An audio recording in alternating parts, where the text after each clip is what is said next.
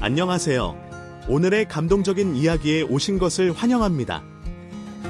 오늘 우리는 한 중년 남성의 눈물겨운 여정을 함께 탐험할 예정입니다. 존경하는 형과의 깊은 유대부터 상실의 아픔, 그리고 용서할 수 없을 것 같았던 배신까지. 그런데 10년 전 떠났던 형수가 갑자기 나타나 이미 세상을 떠난 형과 똑같이 생긴 아이와 함께 나타났을 때 왜 그는 그녀를 끌어안았을까요? 희생, 오해, 그리고 가족의 사랑으로 치유되는 기적 같은 이야기가 여러분을 기다립니다. 관대한 마음과 가족에 대한 깊은 교훈을 느끼기 위해 함께 보세요. 좋아요와 구독 버튼을 눌러 더 많은 의미 있는 이야기를 놓치지 마세요. 안녕하세요.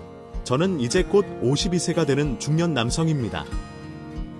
저도 이제 적지 않은 나이지만 아직도 인생살이가 쉽다는 생각은 들지 않습니다.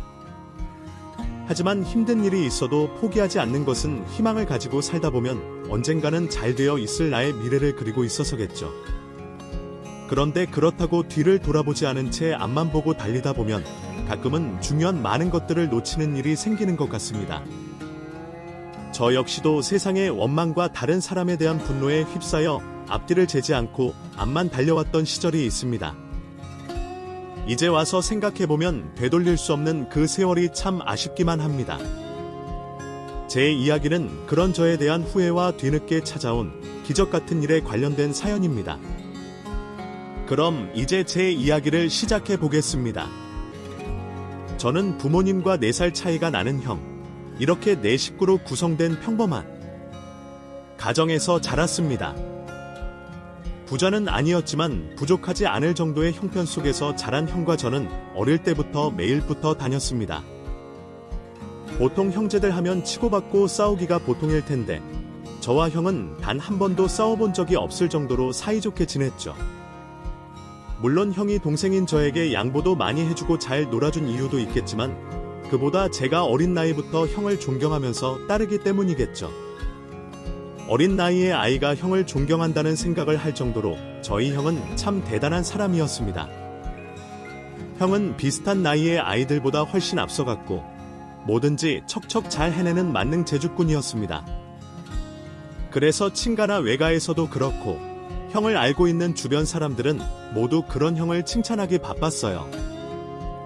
어린 나이에 영재라고 불릴 만큼 똘똘했던 형은 학교를 가서도 항상 반장과 학생회장을 놓치지 않았고 공부는 당연하고 심지어는 운동까지 사례에서 진학하는 학교마다 입지전적인 인물이 되었죠. 형에 따라 같은 학교를 들어가게 되면 저는 제 이름보다 누구 동생이라는 얘기를 먼저 들었습니다. 민수 동생이라는 그 호칭이 전 좋았습니다. 물론 누군가는 형제의 뒤에 가려지는 것이 끔찍이 싫을 수도 있고 제가 형을 뛰어넘을 만큼 뛰어나지 않아서 항상 비교되었지만 사실 저 역시도 우리 형이 얼마나 대단한지를 알고 있기에 그런 얘기가 기분 나쁘지 않았죠. 오히려 그런 형에게 누를 끼치고 싶지 않아서 저도 덩달아 뭐든지 열심히 했던 것 같아요. 열심히 하는 동생이 기특하다며 수능 공부를 하면서도 바쁜 시간을 쪼개서 저를 위해 공부를 가르쳐 주던 형은 제 인생의 롤모델이자 길잡이 같은 존재였습니다. 당연한 얘기였지만 그렇게 착하고 재주 많은 형은 우리 집의 가장 큰 자랑거리였고 부모님께서는 우리 집 가장 1순위에 형을 올려놓았습니다.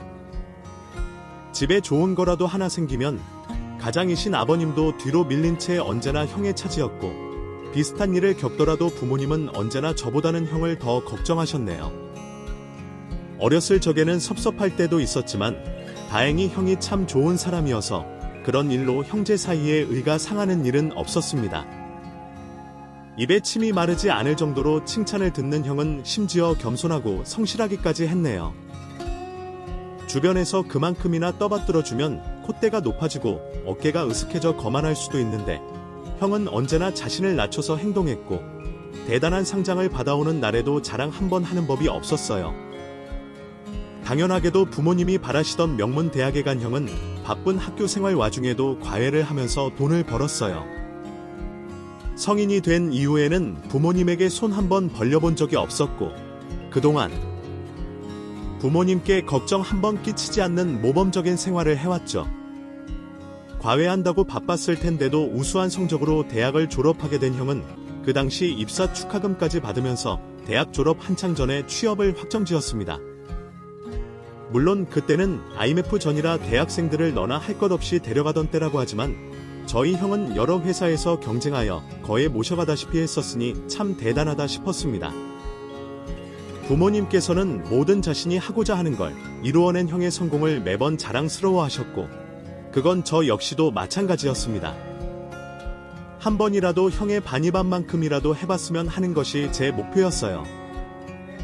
그렇게 몇 년간 안정적인 회사를 다니던 형은 돌연 퇴사를 결정하고 일하면서 알게 된 사람들과 함께 회사를 창업하게 되었죠.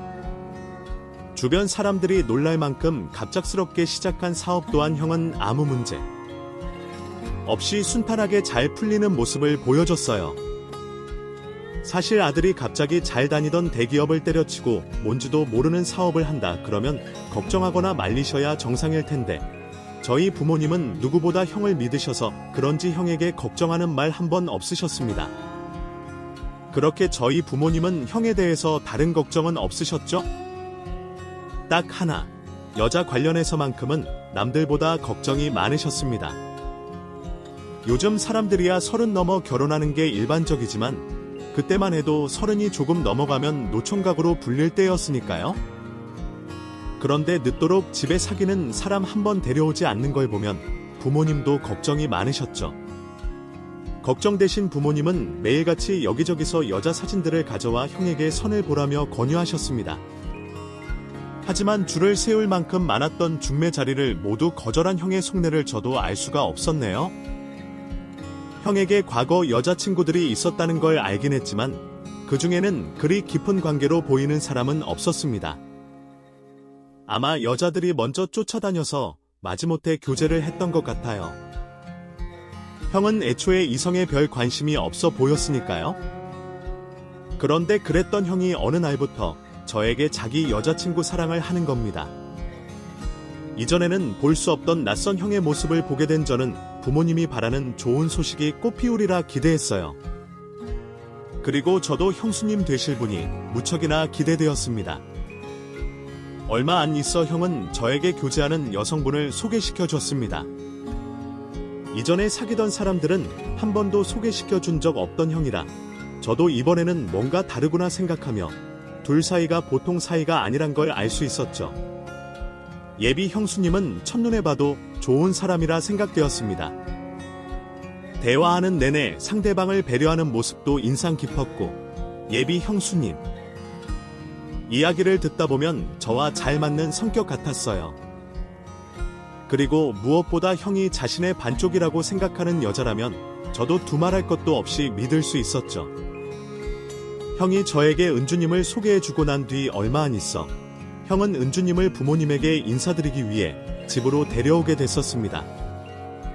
하지만 어머님은 예비 형수님을 보시고는 뭐가 그렇게 마음에 안 드시는지 처음 보는 자리에서 인사는커녕 말 한마디 안 하고 계셨어요. 식사를 하고도 한참을 말이 없으셔서 보다 못한 아버님께서 어머님에게 한 말씀을 하셨죠. 당신은 며느리 될 사람이 왔는데 왜 아무 말이 없어? 사람 불편하게. 이래봬도 좋은 소리도 안 나올 텐데 뭐하러 입 아프게 말을 해요. 월 그로스요 하니 천아에 펀듯한 대학을 나온 것도 아니고 그렇다고 어디 유학 왜 갔다 왔니? 아니면 대기업 회사를 다닌 것도. 뭐 했다고? 전문대 나온 내가 천하의 민수에 비하면 모자라도 한참을 모자라는데 그걸 보고도 내 입에서 좋은 소리가 나오겠네? 여보, 솔직히 말해봐요. 민수가 알아서 잘 차려줬지만 그렇다고 해서 우리가 아무것도 하지 않은 건 아니잖아요. 우리는 민수가 해달라는 건 처음부터 해줬어요. 나는 민수가 혹시 밖에서 불량 음식 먹다 탈이라도 날까 싶어서 직접 간식까지 다 만들어서 먹였다고. 그래, 4년제 대학 끝까지 못 나올 수도 있지. 나온다고 다 똑똑하고 차에 사는 것도 아니니까. 그러면 보고 배운 거라도 있어야 하는데 제 부모도 없다면서. 민수야, 엄마 아빠도 남들처럼 아들 참 잘 낳았다는 말 듣고 싶어. 근데 텅 빈 혼주석을 어떻게 다른 사람들한테 보여주니? 여하튼 뭐 하나 마음에 드는 게 없으니 난 그냥 입 닫고 있으마. 물론 은주님의 사정을 듣고 저도 어머님의 반응을 어느 정도 예상은 하고 있었지만 그 정도 생각까지 하고 계실 줄은 몰랐습니다. 귀한 아들을 더 좋은 자리 보내고 싶으실 어머님 마음은 알고 있었지만 그래도 그동안 형을 묵묵히 믿어주셨던 부모님이었기에 이번에도 결국 이해를 하실 거라 생각했죠. 그런데 어머님이 반대를 넘어 인신공격에 가까운 그런 말씀을 하실 줄은 저도 몰랐습니다. 한동안 어색한 침묵만 흐르는 자리에서 은주님께서 오해를 풀고 싶으셨던 건지 말을 꺼내셨어요. 우리 식구들은 그 자리에서 예비 은주님의 사연을 알게 되었죠. 은주님이 수능을 마치자마자 부모님들께서 기다렸다는 듯이 이혼을 하셨고 부모님 두 분 다 은주님을 데려가지 않으려고 했답니다. 고등학교 졸업이 코앞이라 고1 아직 미성년자인 은주님은 그렇게 버림받아야 하는 이유를 누구에게도 들을 수 없었다고 해요. 확실한 건 두 부모 모두 이혼을 하며 유일한 자식인 은주님과 연을 끊고자 하셨고 때문에 은주님은 성인이 되기 전부터 사회에 나와 홀로 독립해 살아가셨다고 합니다.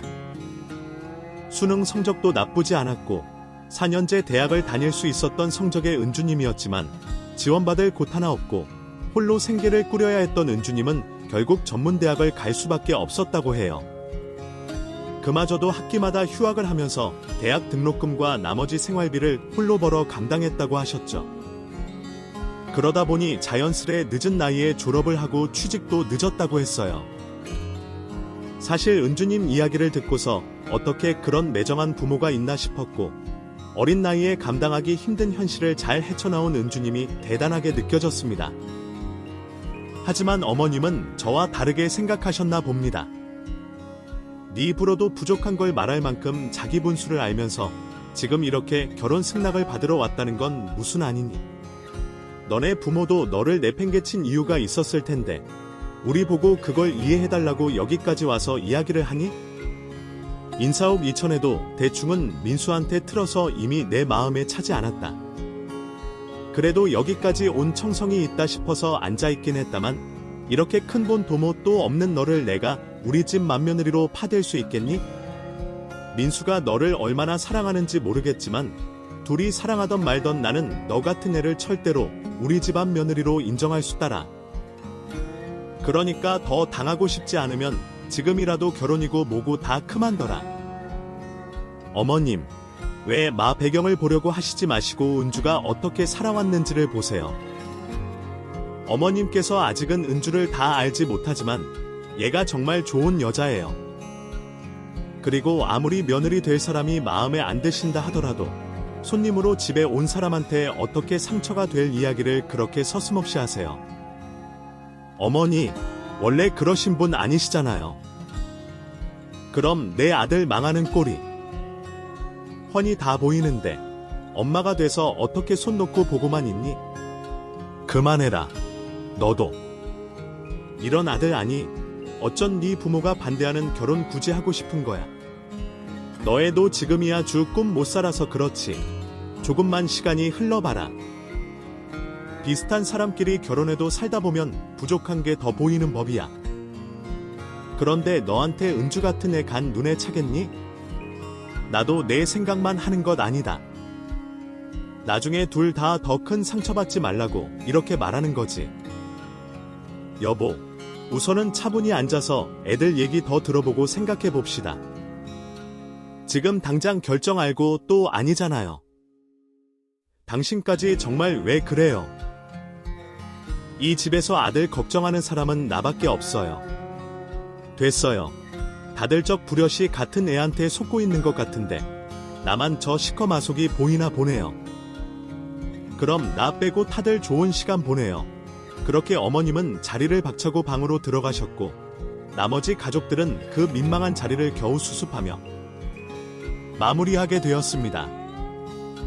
반대하시는 어머님과 다르게 아버님은 형의 결혼에 대해서 찬성하는 입장이셨어요. 은주님의 됨됨이를 보셨는지 아니면 형의 선택을 존중하실 건지는 모르겠지만 아무 말 없이 형의 선택을 지지해 주셨죠. 형의 부탁에 아버님까지 나서 어머님의 마음을 돌려보려고 했지만 어머님은 아버님의 말씀도 듣지를 않으셨습니다. 이제까지 형을 키워오면서 아신 희생을 보상받으시려고 했는지 마음에 차지 않는 며느리를 드릴 수 없다며 한사코 마음을 돌리지 않으셨습니다. 온 가족의 긴 설득에도 변함없는 어머님의 반대의 형은 결국 부모 자식 간의 연을 끊어서라도 결혼을 하겠다고 말했고 결국 자식과의 연까지 끊을 수 없었는지 어머님은 조건을 걸어 형 등의 결혼을 승낙하게 되었죠. 어머님이 말씀하시는 그 조건이라는 것은 은주님이 회사를 그만두고 저희 집에 들어와 같이 살며 어머님 밑에서 살림 사는 법을 배워 사업하는 형의 내조를 하는 것이었죠. 물론 형은 그 제안을 받아들일 수 없다고 했지만 은주님께서 나서셔서 그 제안을 수락하셨어요. 어머님과 친해질 수 있는 기회이고 모시고 살면서 효도하자며 말입니다. 은주님도 쉽지 않을 결정이었을 텐데 그런 선택을 하셨네요.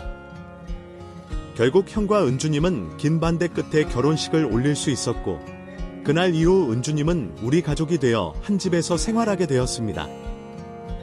처음으로 내 식구에 다른 가족이 생기니 많이 불편하더라고요. 어머님을 제외하고 남자 셋이 있어 편하게 지내다 보니 옷 입는 것부터 생활 습관까지 평생 행동하던 걸 고치는 게 여간 힘든 일이 아니었습니다. 하지만 그와 다르게 좋은 점도 많았어요. 제가 아직 대학생이다 보니 이전처럼 부모님이 세심하게 챙겨주지 못하셨는데 은주님께서 대학 생활하면서 생기는 불편한 점들을 먼저 알아차리시고 절 챙겨주셨거든요. 사소하지만 시험 준비로 늦게 집에 들어오면 제가 배고픈 걸 어떻게 아셨는지 야참도 챙겨주시고 누님처럼 제게 잘해주셨죠. 그러다 보니 저도 점점 은주님이 편해져 제 짝사랑 이야기나 대학 생활하며 생긴 고민들을 나누기도 했습니다. 같이 살면서 제가 느낀 은주님은 첫 만남 때처럼 차분하고 상대방 이야기를 잘 들어주며 배려심도 깊고 착한 마음을 가진 그런 사람이었습니다. 그런 모습을 아버님도 느끼셨나 봐요. 은주님을 이전보다 더 편하고 진심으로 대하셨습니다. 어머님이 살림을 알려주시면 모든 걸 금방 배우고 응용까지 하는 은주님은 금방 가족들의 생활에 적응하셨고 오히려 집안 살림을 하시고 난 여유 시간에 가족 개개인들에게 맞춰 건강식까지 만드시고 했죠. 제가 봐도 대단하다 싶었던 은주님의 그런 노력에도 불구하고 어머님은 하나라도 더 트집을 잡고 싶으셨던 건지 은주님에게 누구보다 깐깐한 모습을 보이셨습니다. 어머 너 뭐 하니? 지금 배추는 다 차려놓고 서 타는 거 하는 거야. 김치하면 시간이 떨마나 걸리는지 몰라서 네가 여유 부리는 굿. 배추는 어젯밤에 절여서 김치까지 다 해놨어요.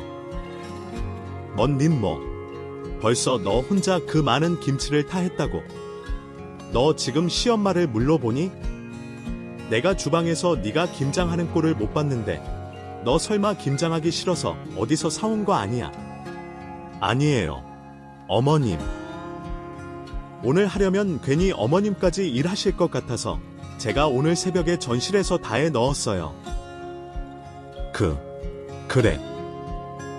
근데 네가 우리 집 김치 담그는 법은 어떻게 알아서? 애써 내가 알려주지도 않았잖아. 어머님께서 어젯밤에 저희 집 김치 담는 법이라면서 공책 주셨잖아요. 그거 보면서 했어요. 아니, 내가 너더러 배추를 절이라고 했지. 나 몰래 김치까지 탐구라고 했. 네가 나를 무시하지 않고서야 이렇게 네 마음대로 할 수가 있어? 너는 어쩜 그렇게 네 맘대로. 이번 김치는 버렸다 버렸어. 그런데 아버님도 형도 인정하셨지만 은주님이 담근 김치가 이전에 어머님이 담그셨던 김치보다 맛있으면 있었지 결코 덜하지 않았거든요. 그런데도 어머님은 알아서 척척 자라는 며느리가 뭐가 그리 미우신지 여지없이 혼을 내셨습니다. 사실 어머님 때문에 앞에서 말하지는 않았지만 가족들 모두 시어머니 구박에도 구김없이 잘 적응하는 은주님을 보며 배견했어요. 하지만 어머님에게는 트집 잡을 것 없이 잘 따라오는 며느리의 모습이 더 얄미우셨나 봅니다. 이제는 집안 살림으로 더 몰아하실 개 없었는지 그 후로는 괜한 꼬투리를 잡아 은주님에게 뭐라고 했어요. 너는 지금 일부러 나 흥보일라고 살을 빼고 있니? 살이요. 저도 먹을 만큼 먹긴 하는데 살이 왜 빠지는지 모르겠네요. 네가 결혼하고 우리 집 와서 시집살이 하는 걸 동네 사람들이 타는데 이렇게 살이 쪽 빠진 널 보면 동네 사람들이 나를 보고 뭐라고 하겠니? 착한 며느리가 시댁에 들어와서 못된 시어머니 밑에서 제대로 먹지도 못하고 고생고생하다 저렇게 살 빠지는 뭐라고 하겠지? 솔직히 말해봐라. 너 일부러 살 빼서 나용 먹이려고 하는 거지? 아니에요. 어머님. 제가 감히 어떻게 다른 사람들이 어머니 흉을 보게 하겠어요? 절대 아니에요. 흑흑. 그거야 내가 네 속을 못 들어가 봐선 모르지. 어머니, 아무리 그래도 어떻게 은주님 섭섭하게 그런 말을 하세요? 아, 세상에 그런 생각까지 하고 사는 며느리가 어딨어요? 경진이, 너는 학교 안 다니? 뭐 한다고 집에 지금까지 있어? 그립 형질이 너가 뭘 안다고 그래? 괜찮아요. 도련님. 어머님 말씀이 맞으세요? 어머님, 제가 잘못했어요. 앞으로는 어머니 오에 살맞는 일 만들지 않을게요. 죄송해요. 그래, 내가 참아야지. 살은 찌우는데 그렇다고 또 퇴지처럼 살찌지 마라. 여자가 살찌면 보기 싫으니까 어머님의 괜한 트집이 기가 막혀서 옆에서 듣고 있던 제가 보다 못해 몇 번 은주님 편을 들기도 했습니다. 아무리 이제 어머님이라고 해도 너무하다 싶었거든요. 은주님이 바빠서 화장을 안 하면 핏기 하나 없어 보인다며 괜히 힘든 척하려 한다 하시고 눈치껏 화장을 하면 어디 동네에 남자라도 꼬시려고 왔냐며 말도 안 되는 순 엉터리 트집을 잡으셔서요. 제가 봐도 저희 어머님 참 못된 시어머니구나 싶었습니다. 그런 시집살이에도 은주님은 아무렇지 않으신지 오히려 어머님 말에 낸들 순응했고 더 잘하려 노력하는 모습만 보여주셨죠. 저는 그런 은주님이 안타깝기도 하고 또 대단해 보이기도 했습니다. 그래서 그런 은주님의 진심을 어머님도 언젠가는 알아주실 거라 생각했죠. 그러던 도중 아버님께서 암에 걸리시며 힘든 투병 생활을 하시게 되었습니다. 그나마 아버님의 암을 조금이라도 일찍 발견하게 된 건 은주님의 선물 덕분이었어요. 결혼 전부터 저희 부모님들께 많은 신경을 써주시던 은주님은 값비싼 종합건강검진을 부모님께 선물했고 그 검사 덕분에 아버님이 암이란 걸 발견하게 되었죠. 발견도 일찍 되었고 충분히 치료할 수 있다던 병원의 말과 달리 아버님은 수술 후에도 항암 치료가 끝나지 않았고 결국 다른 장기들에도 전이가 되면서 힘든 투병 생활을 하셨습니다. 어머님과 은주님 두 분이서 아버님의 간병 생활을 하시게 되었고 그러다 어머님께서 힘든 간병 생활에 결국 몸져 눕게 되시면서 은주님 혼자 부모님 두 분을 홀로 감당하게 되었죠. 대학생인 저도 시간이 날 때면 항상 아버님 옆에 있었지만 그리 큰 도움은 아니었을 겁니다. 남자인 저도 버거운 일을 여자 혼자 한다는 게 쉽지 않은 일이었습니다. 하지만 그런 상황에서도 은주님께선 아버님과 가족들에게 밝은 모습으로 힘을 주시려고 했어요. 아무래도 남자들 사이에서 자란 저와 형은 애정 표현하는 게 서툴다 보니 아픈 아버님에게도 쉽게 사랑한다는 말을 하기 힘들었는데 그때마다 자리를 만들고 저와 형 입에서 아버님에 대한 마음을 표현할 수 있게 해주었죠. 지금에서야 말이지만 아버님이 살아계실 때 제 속마음을 표현할 수 있게 되어 얼마나 다행인지 몰라요. 아마 은주님이 없었으면 아버님이 돌아가시고 그게 천추의 한이 되었을 겁니다. 은주님의 도움으로 아버님은 고통 속에서도 웃음을 잃지 않을 수 있었고 가족들도 힘든 상황에 무너지지 않을 수 있었어요. 하지만 힘든 투병 생활 끝에 아버님께서는 결국 세상을 떠나시게 되었습니다. 돌아가시기 전 아버님께서는 특히 그간 간병을 도맡아온 은주님에게 고마움을 표하셨어요. 간병 생활하며 아버님과 많은 시간을 보내신 은주님께서는 저희 형제보다 더욱 크게 슬퍼하셨어요. 그런데 어머님께서는 아버님의 죽음을 인정하실 수 없으셨는지 은주님에게 기어이 하지 말아야 할 이야기를 했습니다. 단어 때문인 거 알지? 어머님, 그게 무슨 말씀이세요? 분명히 의사도 나을 수 있다고 했어. 근데 너 때문에 내 남편 암에 걸려 죽은 거라고. 멀쩡하던 내 남편이 갑자기 암에 걸린다고. 그게 말이 된다고 생각하니? 클리코 점점 악화된 거. 네가 우리 남편 누워있을 때 악한 짓 한 거 아니야. 내가 아프다고 집에 누워있어서 나 안 됐어. 아니, 애초에 너를 며느리로 파다 드리는 게 아니었는데. 어머님, 왜 그러세요? 저도 어머님만큼 아버님을 잃고 많이 힘들어요. 그런데 그런 말씀까지 하시옵니까? 저 정말 버티기 어려워요. 네가 힘들긴 뭐가 힘들어. 내 남편이 네 부모도 아니잖아. 아니, 네가 부모라는 의미는 알기나 하니? 자식 버린 부모도 고래 부모라고 생각해서 그걸 안다고 생각하는 거야.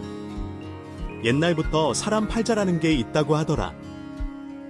나도 그런 말들 다 믿지는 않았는데 널 보니까 믿게 된다. 팔자드센 네가 우리 집에 들어와서 이 사단이 난 거야. 그러니까 가짜 눈물 흘리지 말고 지금이라도 우리 가족에게서 떨어져. 형과 제가 어머님을 뜯어말렸지만 어머님은 계속해서 애꿎은 은주님만 탓하셨어요. 아무리 어머님께서 아버님을 떠나보내신 충격에 아무 소리나 한다고 생각했지만 그래도 은주님에게 그런 말을 해서는 안 됐었어요. 아버님의 병을 일찍 발견하게 된 것도 은주님 덕분이었고 무엇보다 우리 가족 중 누구보다 희생했던 것도 은주님이셨습니다. 아무리 좋은 사람이라도 간병인 한 번 쓰지 않고 혼자 시아버지를 끝까지 모시는 일이 쉬운 일은 아니지 않습니까? 게다가 그 와중에 몸져 누운 시어머니까지 돌봐야 했고요. 그럼 은주님께서 나머지 가족들에게 탓을 하면 했지 결코 손가락질 받을 일은 없으셨죠. 그런데 어머님이 그런 말씀을 하시다니 저도 듣기가 힘들었습니다. 그래도 아버님 보내신 충격 때문에 잠깐 정신이 나가신 거라 생각했어요. 그래서 어머님을 은주님과 떼어놓고 어머님이 진정이 되실 때까지 기다렸습니다. 그 사이 아버님의 장례를 무사히 마쳤지만 우리 가족은 참 많이도 힘들어했습니다. 모두들 아버님을 그리워하고 힘들어할 때 그 자리를 대신에 메워준 사람은 형이었어요. 자신도 아버님을 잃은 슬픔에 힘들 텐데 먼저 우리 가족들을 달래며 합칠 수 있게 행동했고 우리 가족 모두 형에게 기대되어 슬픔을 극복해 가고 있었습니다. 그런데 아버님을 잃은 슬픔이 가시기도 전에 IMF가 터져버렸습니다. 그동안 인생 걱정 한 번 없이 잘 나가던 형도 그 여파를 피할 수가 없었고 결국 형의 사업마저 망하게 됐었어요. 연달아 터지는 악재에 다른 사람들이라면 자포자기한 상태로 세상을 원망만 하고 있을 텐데 형은 저희가 위로를 하기도 전에 먼저 다시 일어설 준비를 하고 있었습니다. 우리 형은 그만큼 강한 형이었죠. 몸쓰는 일이라곤 해본 적 없었을 형은 당장의 1급이라도 받아야 가족들이 생활한다며 그날부터 막노동을 시작하게 됐었어요. 꼭두 새벽에 일어나 해가 지고 나서야 들어오는 형 몸에서는 파스 냄새가 떠나지 않았죠. 저는 홀로 가장의 질문을 짊어진 형을 두고만 볼 수가 없었습니다. 저도 뭐라도 해서 도우려 다니던 학교를 휴학하고 일을 시작하려 했어요. 형, 나 학교 휴학하고 일하려고. 한 살이라도 더 젊은 내가 일을 해야지. 돈은 내가 벌어올게. 형은 다시 사업 준비도 해야 하잖아. 경진아, 너는 병이 어떻게 해서라도 벌어볼게. 힘들게 들어간 대학인데 졸업이 늦어지면 나중에 취업하기도 더 힘들어져. 이제 사회 분위기도 이전 같지 않고 너는 우리 때와 달리 많이 힘들 거다. 힘들겠지만 나랑 은주가 어떻게든 해볼 테니까 너는 학업에만 열중해라. 알겠지? 어렸을 때부터 형은 항상 그런 모습이었습니다. 우리 가족이 아버님을 잃고 방황할 때도 빠르게 그 큰 빈자리를 대신할 수 있는 사람이었고 자신이 노력해온 사업이 한순간에 없어져도 저 채택하기는커녕 곧바로 가족들을 위해 다시 일터로 나가는 존경스러운 형이었죠. 그렇게 형은 가족의 생활비를 위해서 막노동을 시작하였지만 한국 전체가 힘들던 IMF의 시대입니다. 꾸준히 일할 수 있는 자리는 많지 않았고 그마저도 건설에서 건축업자가 망해버리면 일당을 떼이기도 했죠. 형은 좀 더 안정적인 수익을 위해서 전국을 돌아다니며 숙식 막노동을 했고 결국 집을 떠나야 했습니다. 부창부수라고 하죠. 은주님도 형과 똑같이 말보다는 행동을 먼저 보였습니다. 아버님을 잃고 힘들어하시는 어머님을 돌봐야 했기에 형처럼 오랜 시간 집을 비울 수는 없었지만 가족들을 위해서 적은 돈이라도 벌어야 한다며 일을 시작하셨어요. 어머님 삼시세끼를 모두 다 차려드리고 집안일까지 하시면서 잠깐이라도 쉬시는 게 시간이 아깝다며 부엌까지 가지고 오셔서 집에서도 일을 하셨습니다. 저도 시간을 내어 아르바이트를 하긴 했지만 학교를 다니고 있다 보니 제 교통비와 생활비 정도를 해결할 뿐 가족들에게 실질적인 도움이 되지 못했죠. 형과 은주님은 가족을 위해서 희생하고 있는데 사지 멀쩡한 제가 앉아서 공부만 하고 있으니 여간 불편한 게 아니었어요. 그런 제 마음을 아시는지 은주님은 제가 조금이라도 마음 편히 가질 수 있는 말을 해주셨어요. 도련님, 많이 힘드시죠? 근데 아니요. 앉아서 공부하는 게 힘들게 있나요? 뭐, 형이랑 제가 고생이시죠? 가족들은 힘든 시간 보내고 있는데 앉아서 하는 공부가 무슨 소용이 있겠나 싶어 나가서 돈 벌고 싶으시죠? 그런데 도련님, 이런 시련은 잠깐 있잖아요. 도련님이 중요한 시기에 괜히 다른 일 하다가 정작 중요한 걸 놓치시면 어떻게 해요? 지금이야 대학 졸업장이 별바다 아니라 생각되실 수도 있지만 사람이라는 게 또 모르잖아요. 마음이 너무 불편하시면 저희가 지금 도련님께서 투자를 하고 있다 생각하세요. 남편이 사업을 해와서 회계적으로 바싹 하잖아요. 그러니 부담 가지지 말고 지금은 학업에만 온전히 집중하시고 다시는 돌아오지 않을 20대를 충분히 즐기세요. 아시겠죠? 근주님과의 그 대화가 저에게는 많은 위로가 되었습니다. 성만 달랐을 뿐이지 제 친누나처럼 느껴졌어요. 그래서 은주님 말처럼 우선은 제 상황에 맞게 최선을 다하려고 노력했습니다.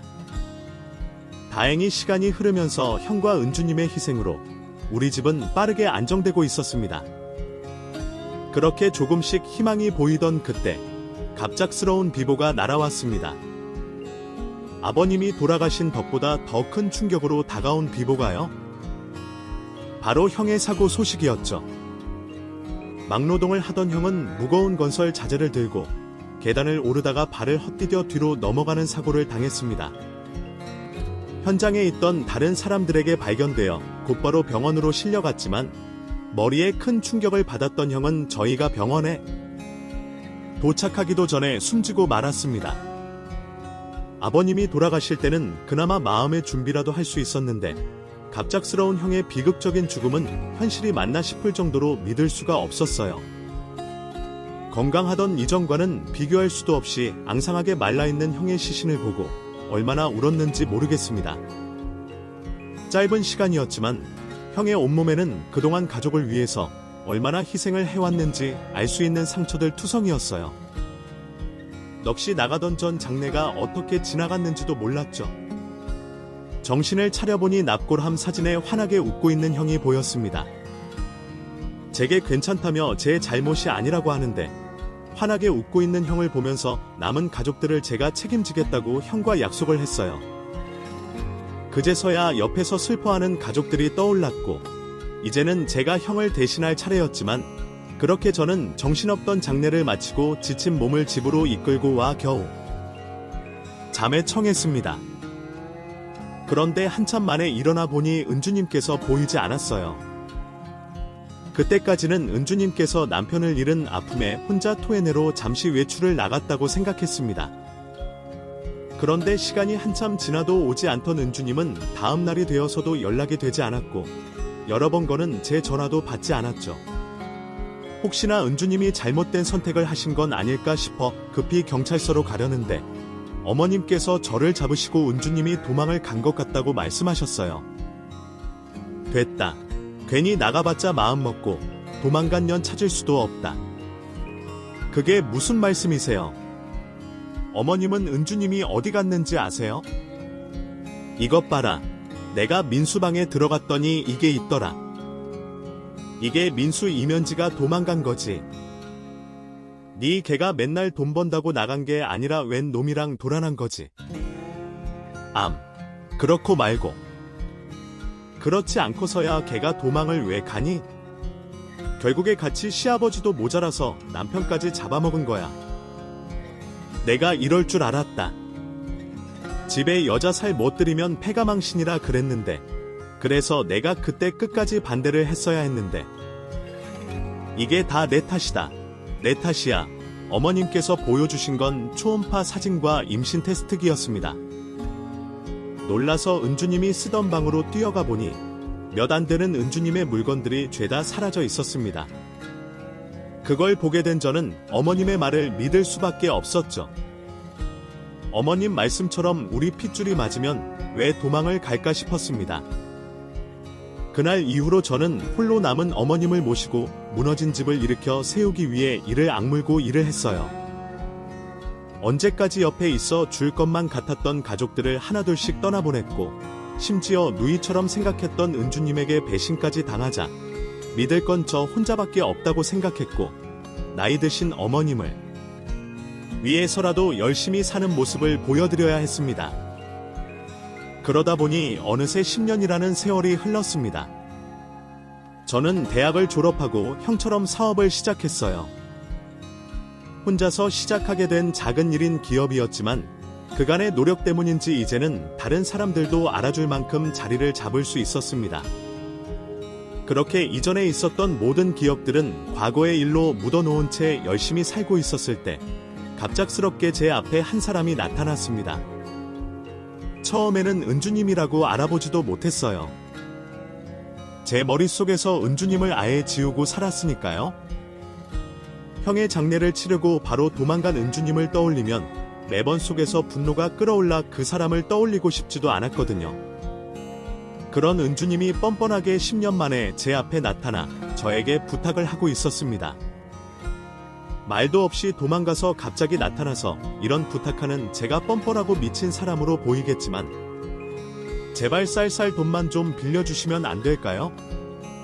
저야 도련님께서 용서가 안 된다고 해도 저희 아들을 봐서라도 제발 부탁드려요. 비쩍 마른 은주님이 자신의 아들이라 말하는 아이를 본 저는 은주님을 끌어안고 오열할 수밖에 없었습니다.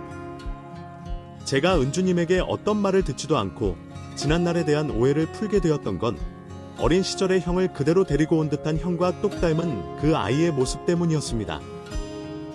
아이는 다른 검사를 하지 않아도 우리 형의 아들이라는 걸, 내 조카라는 걸 단번에 알 수 있을 만큼 똑 닮아 있었어요.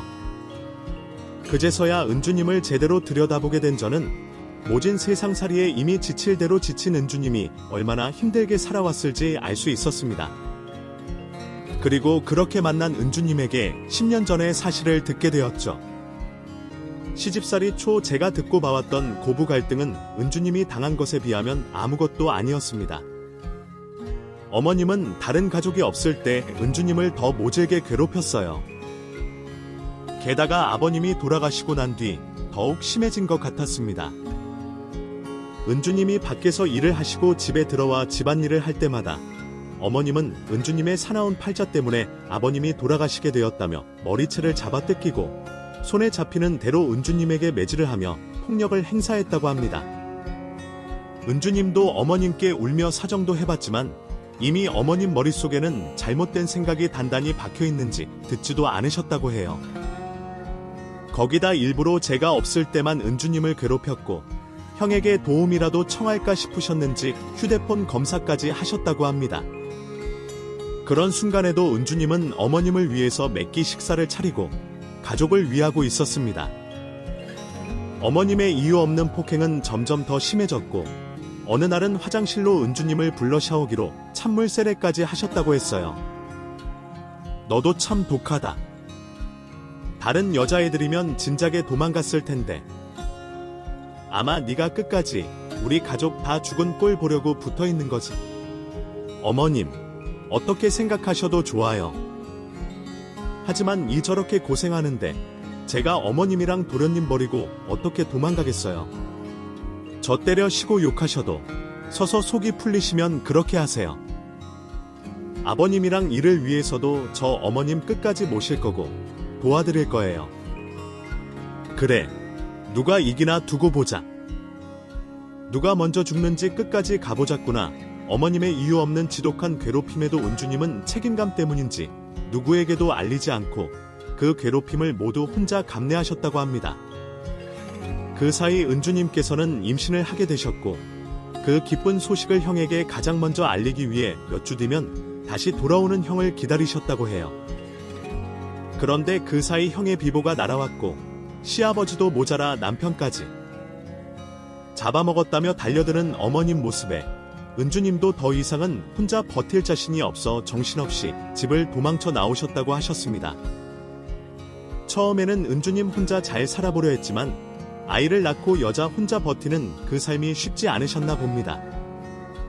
그래도 어찌 힘들게나마 버텨오셨는데 최근 일하던 곳에서 잘린 후 더 이상 일자리를 찾지 못하시고 결국 마지막 부탁을 하러 저에게 찾아오신 거죠. 저는 어머님이 은주님에게 지은 죄를 갚기 위해서 그리고 형을 대신하여 은주님의 재기를 복구로 했습니다. 갈 곳 없는 은주님과 조카를 위해서 마음 편히 살 수 있는 집을 구해주었고 주변 사람들에게 자리를 알아보면서 일할 수 있는 곳을 찾아봤습니다. 은주님에게 무리가 되지 않는 선에서 일자리를 찾아드리고 자리 잡기 전까지 제가 할 수 있는 모든 지원을 아끼지 않았죠. 시간이 흘러 지금은 은주님과 조카 모두 자리 잡아서 잘 살고 있습니다. 아직까지 전 아버님과 제가 진 빚과 어머님의 잘못을 대신해서 은주님을 도와드리며 살고 있어요. 그리고 은주님은 악연으로 생각될 수 있는 어머님과의 끝을 은주님의 방식으로 마무리 지으셨습니다. 지금 어머님께서 치매로 요양원에 계시거든요. 그걸 아시는 은주님께서 어머님을 뵙고 싶어 하셨고 제 만류에도 어머님을 만나고 싶다 사정하는 바람에 저는 마지못해 은주님을 어머님께 데리고 갔습니다. 은주님은 자신을 못 알아보는 어머님에게 어머님께서 제일 좋아하시던 양갱을 직접 해오셔서 선물하셨어요. 그리곤 이 양갱을 받아 좋아하시는 어머님을 안고 우시면서 자신은 모든 걸 용서했으니 남은 평생 편안하게 사시라고 말씀하셨죠. 은주님은 제가 처음 봤을 때와 같이 아직까지도 세상의 때가 묻지 않은 사람이었습니다. 그 순수한 마음을 형 대신 제가 지켜야겠죠.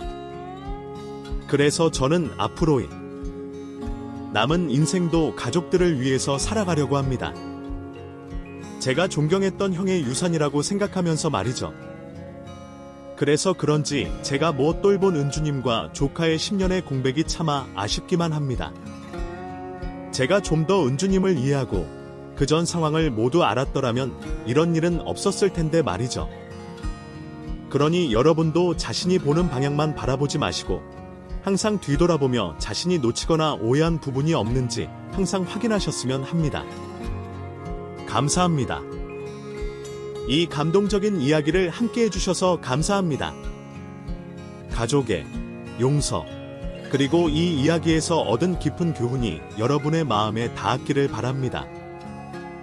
이 이야기가 의미 있었다면 좋아요를 눌러주세요. 그리고 앞으로의 감동적인 영상을 놓치지 않으려면 구독과 알림종을 눌러주세요. 이 영상을 사랑하는 사람들과 공유하여 관대한 마음과 가족의 가치를 함께 전파해주세요. 다음 이야기에서 다시 만나요.